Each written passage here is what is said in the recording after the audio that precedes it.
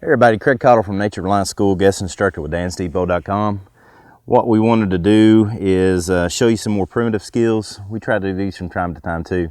Primitive skills help you get in touch more so with nature and helps you get more in touch with a lot of things that are around you. Today what we're going to do is we're going to show you how to start the process of tanning a deer hide.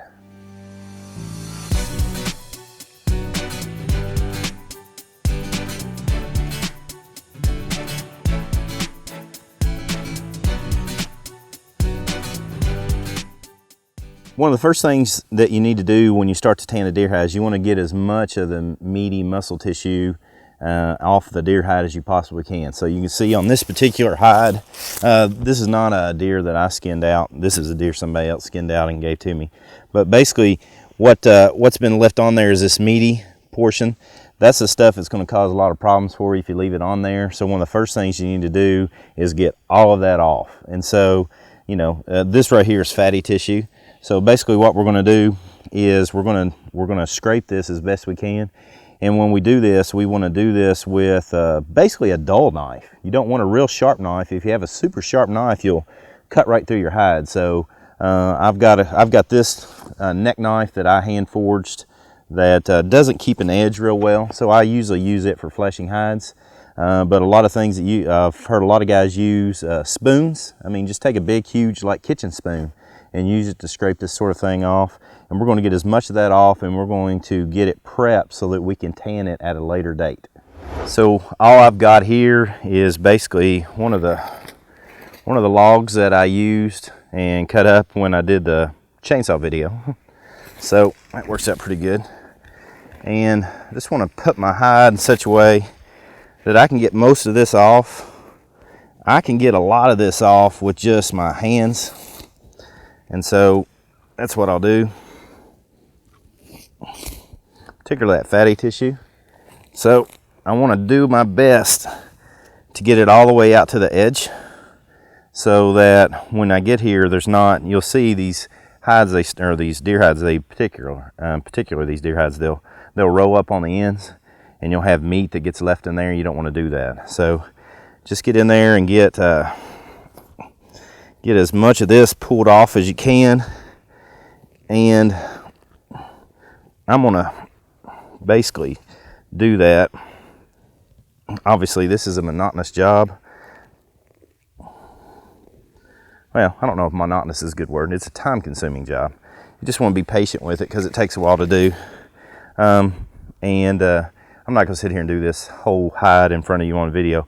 What I am going to do is I'm going to turn the camera off. I'm going to do a lot of it, and then we'll come back and we'll talk about the next step. So again, I talked about earlier about how you use a dull knife. So if I'm sitting here cutting on this with a sharp knife, it's really easy for me to cut through. So what I've got is a dull knife. This is basically an old file. This is the first knife I ever handmade. So basically what I want to do here is scrape. In essence, I can, because what I've got here is I've got a piece where I can't get a hold of it with my hand. So all I'm doing is taking my knife, instead of cutting it at a big angle where I would make an actual slice, I'm going to use it at 90 degrees, and it's going to start getting those edges up where I can either get a hold of it like that, or I'll just continue doing that. So I'm scraping the hide and getting as much of that material off as I can, and again doing my best not to cut through the hide. And again, I want to point out this is not a deer that I skinned. If I had skinned this deer, there wouldn't be that much meat left on it. So during the process of skinning a deer, you want to preserve as much of that animal as possible so there's just not any waste. It's just more of a utilizing all your resources and not putting anything to garbage, basically. You know, sometimes it happens anyway. It's not a big deal. And I'm very fortunate that I was given this hide, because I'm going to teach a class on how to do this. And I don't take any gift like that, even if it's got a lot of meat on it, lightly. So I really appreciate that. And again, you'll see some of that I can get a hold of, and the parts that I can't, I pull taut, and then I just scrape with my dull knife. This is what I mean. This knife is pretty small. This is my hand and how big it is. And so this knife, not much bigger than a kitchen spoon. Be really easy to do this with a dull spoon. Well, all spoons are dull, but basically with a spoon that's got an edge on it, because again, this is really dull. This is not going to cut me on purpose. So what I've come to now, I've gotten a good portion of it off, but what I've come to now is a pretty stubborn portion that wants to stay on there. So what I'm going to do is I'm going to get the camera real close so you can see what I'm doing, because this is where, if you're new to this process, it gets kind of frustrating. And it shouldn't be frustrating. You should just accept it as part of the process, because it is what it is. So I guess what I'm saying is that I'm scraping, I'm pulling, and nothing's really happening. Okay, so I'm going to get the camera real close so you can see what it is that I'm doing to help you when you get to that point where it's a little frustrating. So again, it's hard to get a hold of this, and I'm grabbing and pulling and nothing's really happening.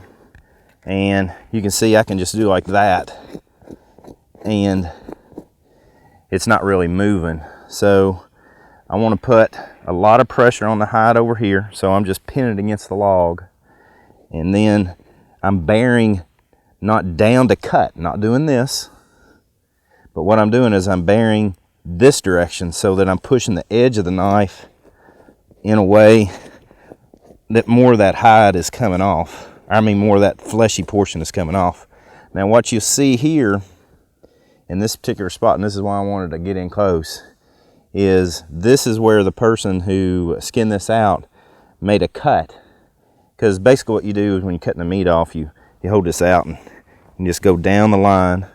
And if you get too close, you cut in. You can almost see right here where the hairs are starting to come through.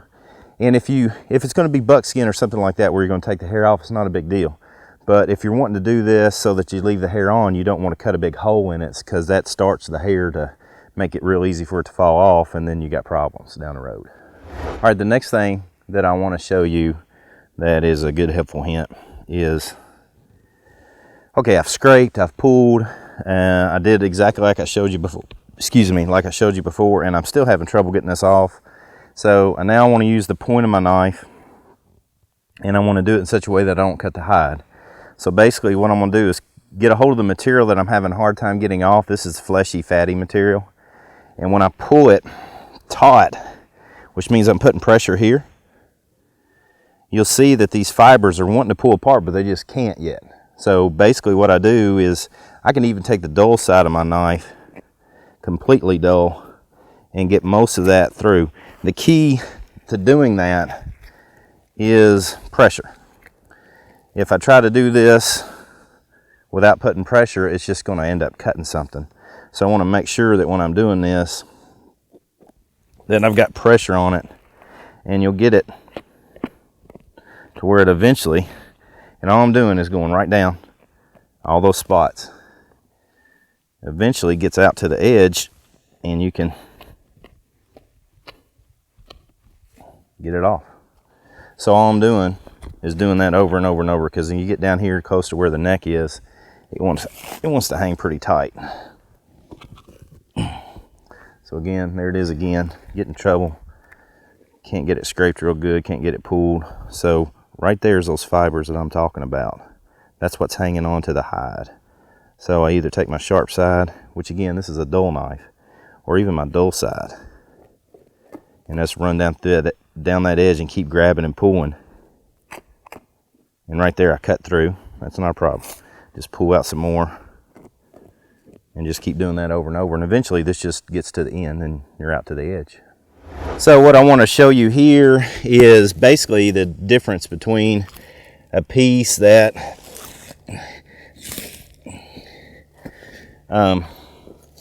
where this half I've gotten all the fleshy portion off of it, or actually not all of it, I still got to go around the edges some, and then you can see the fleshy side over here. So this is what it looks like when you're getting most of that stuff off. So here, all this fatty tissue, this is the stuff that you've got to get off. You've got to get that off. And again, it's just a time-consuming thing. So for those of us who live in the outdoors and don't have anything to do but tan deer hides, I'd probably do this all day. But if you're like the rest of us then you might do this in spurts, you know, an hour or two at night. So one of the things that we recommend people do, and actually this helps, is to salt these things down so that when you come back to them, they're ready. So basically what I'm going to do is I'm going to salt this down, and that way I can fold it up on itself and then basically just come back to it when I need to. So all I'm doing is just putting as much salt. Usually it's for one deer hide, it's one of these canisters of salt. And actually, sometimes I do this first. But again, this is not my hide, so I probably wouldn't have this much hair on it. I mean, this much flesh on it. But once I get all this salt on there, I want to take it all the way out to the edge. And I like to get deer hides where the tail is still on, so get a bunch of salt down in there in the tail. Get this spread out really good, so you get plenty of salt on all the meat, all the hide surface. Because basically, if I wanted to, we're basically going to cure this out, salt cure this out. Make sure this is real good and covered. And then what I'll do is just fold it on itself.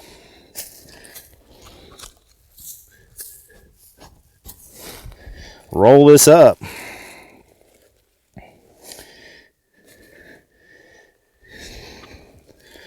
Roll this up. After I get it rolled up, what I'm going to do is I'll get me a bucket down here, and I'll take some bricks. I'll take some bricks that have the holes in them, put those bricks in the bottom, then take my hide and put it so the fleshy side, the open side, is down in the bucket. Because what this salt is going to do is it's going to start to cure, and man, it is going to make this thing drain. So a lot of liquid is going to come off of this hide and it's going to drain. If you put it just down in the bottom of a bucket, your hide's going to sit in that liquid. So basically what you want to do is I sit on top of those bricks and let the liquid come off the hide, fall down into the bricks into the bottom of the bucket, and then every so often I'll just pull the hide out, dump the liquid out, and do it again until I'm ready to work it. And if it looks like it needs more salt, then just apply more salt. I mean, this thing of salt cost me about 70 cents, so no big deal there. So there you go. That's a good way to prep deer hides for those of us who don't live like the natives did and don't have a continual opportunity to work a hide. So basically what we'll do is we'll keep that in a bucket, take it out, work it when we can, work a little more, take it back, go back to work 40 hours this week, wherever we work, come back this weekend, maybe do a little bit more. And that way, those of us who still want to keep the primitive ways and want to have survival basics understanding, so if, you know, really bad situation happens, we need to tan a hide, and we have the skill, but we still have a regular, ordinary life where, you know, we live in a town and we have a job and all that good stuff. So there you go. So hope you enjoyed it, and we'll probably do some more with this on camera. And if you have any questions, feel free to shoot us an email, message us. Check out the forums on Dan's Depot. Great forums. Until next time, hope to see you on or off the trail.